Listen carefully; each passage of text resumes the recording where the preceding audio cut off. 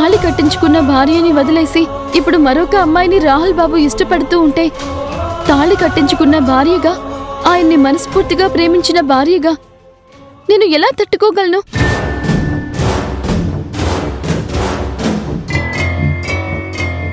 అభి, చూడమ్మా, అభి అయినా నందన అయినా రెండు నువ్వే కదా. నందన స్థానంలో ఉన్నది నేనే మావయ్య గారు. కానీ ఆయన దృష్టిలో అభి వేరు, నందన వేరు. అభిని ఆయన మనసులో నుంచి వెళ్లేశారు, నందనని మాత్రం అభిమానిస్తున్నారు.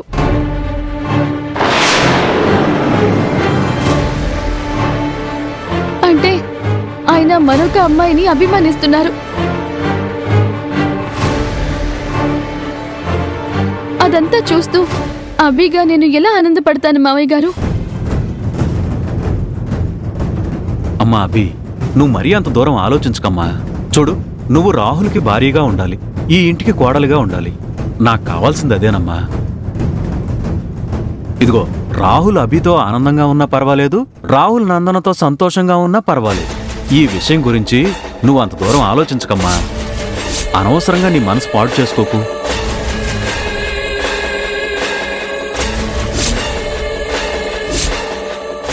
చూడమ్మాబి, వాడి దృష్టిలో ఇప్పుడు నువ్వు ఒక మంచి ఫ్రెండ్వి. ఒక ఫ్రెండ్గా ఉన్న అమ్మాయి వాడి జీవితంలోకి ఒక వైఫ్గా వస్తే వాడు చాలా సంతోషపడతాడమ్మా. ఆ విషయం బహుశా వాడు బయటికి చెప్పలేకపోతున్నాడేమో.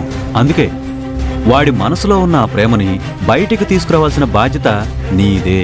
మనం ఆశపడితే సరిపోదు కదా మావయ్య గారు, రాసిపెట్టి ఉండాలి.